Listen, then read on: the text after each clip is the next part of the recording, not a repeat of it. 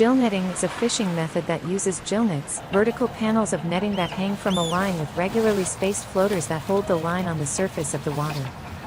Traditionally, this line has been weighted with lead and may be referred to as lead line. A gill net is normally set in a straight line. Gill nets can be characterized by mesh size, as well as color and type of filament from which they are made.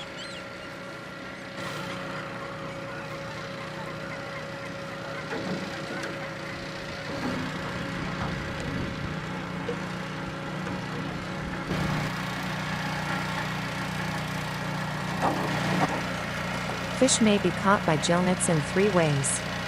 Wedged, held by the mesh around the body. Gilled, held by mesh slipping behind the opercula. Tangled, held by teeth, spines, maxillaries, or other protrusions without the body penetrating the mesh. Most often fish are gilled. A fish swims into a net and passes only part way through the mesh. When it struggles to free itself, the twine slips behind the gill cover and prevents escape.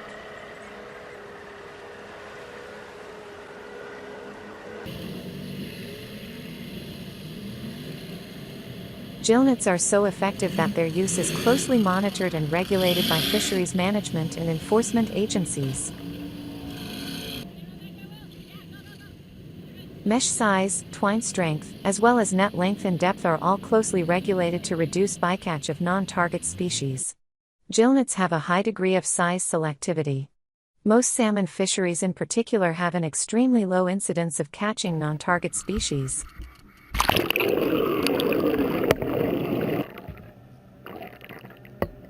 By altering the ratio of floats to weights, buoyancy changes, and the net can therefore be set to fish at any depth in the water column. In commercial fisheries, the meshes of a gill net are uniform in size and shape. Fish smaller than the mesh of the net pass through unhindered, while those too large to push their heads through the meshes as far as their gills are not retained. This gives gill nets the ability to target a specific size of fish, unlike other net gears such as trawls, in which smaller fish pass through the meshes and all larger fish are captured in the net.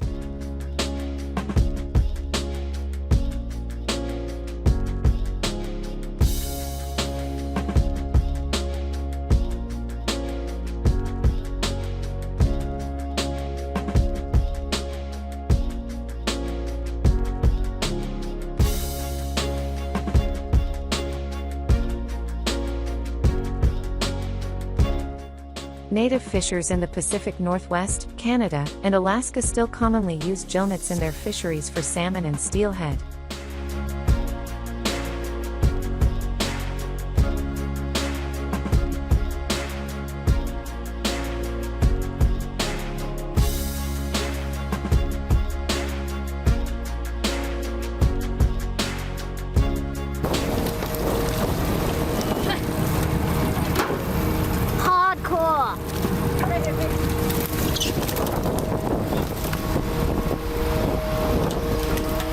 Gill nets existed in ancient times, as archaeological evidence from the Middle East demonstrates.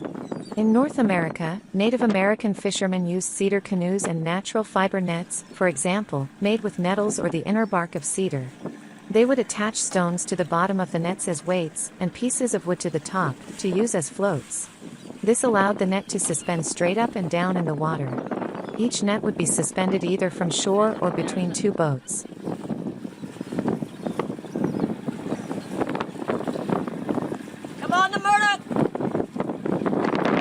Both drift gill nets and set nets have long been used by cultures around the world. There is evidence of fisheries exploitation, including gill netting, going far back in Japanese history, with many specific details available from the Edo period, 1603 to 1868.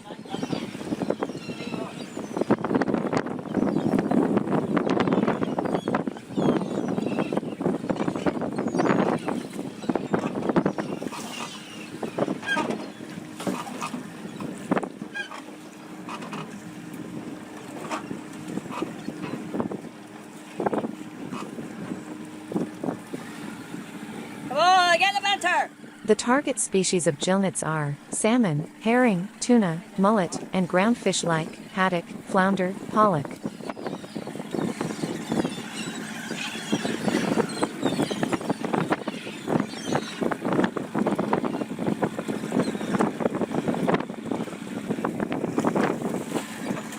The introduction of fine synthetic fibers such as nylon in the construction of fishing gear during the 1960s marked an expansion in the commercial use of gill nets. The new materials were cheaper and easier to handle, lasted longer and required less maintenance than natural fibers.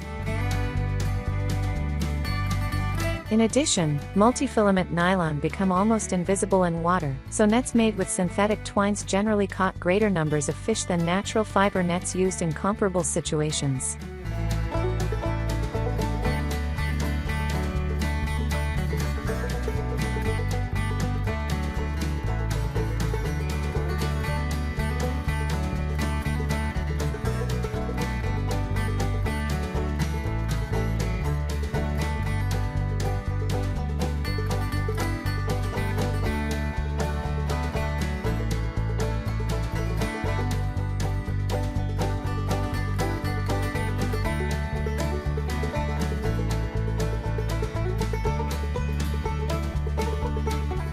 On small boats, gill nets are handled by hand. Larger boats use hydraulic net haulers or net drums. Set gill nets are widely used all over the world, and are employed both in inland and sea waters. They are popular with artisanal fisheries because no specialized gear is needed, and it is low-cost based.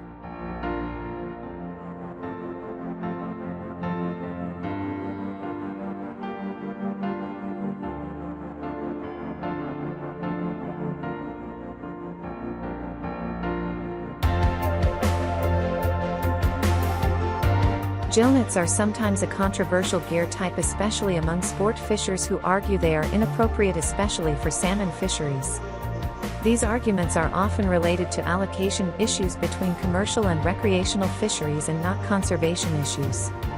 Most salmon fisheries, especially those targeting Pacific salmon in North America, are strictly managed to minimize total impacts to specific populations, and salmon fishery managers continue to allow the use of gill nets in these fisheries.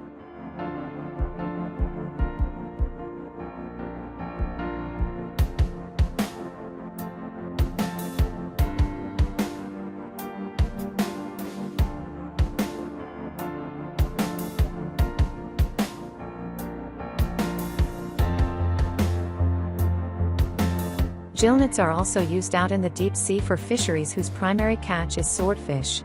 California drift net fisheries have some of the highest rates of bycatch, with 12% of the catch being the targeted swordfish, while up to 68% of the catch being bycatch that will be tossed back to sea.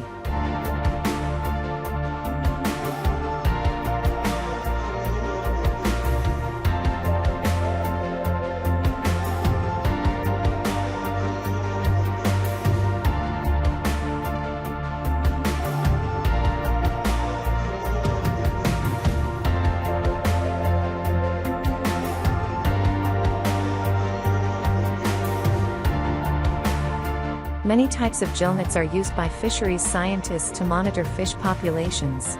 Vertical gill nets are designed to allow scientists to determine the depth distribution of the captured fish.